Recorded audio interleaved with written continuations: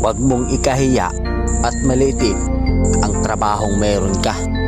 Katulong, construction worker, pahinante, driver, welder, gwardya, basurero, o kahit ano pa man ang trabaho mo.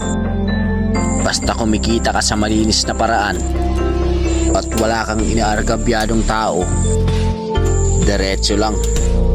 Hayaan mo sila dahil hindi ka mapapakait ng mga sinasabi nila. Lagi mong iisipin na kaya ka nagsusumikap para maabot mo yung pangarap mo at makuha yung mga bagay na gusto mo. Ipagmalaki mo yung trabahong meron ka, kundi dahil sa atin wala silang matibay na paniniwala.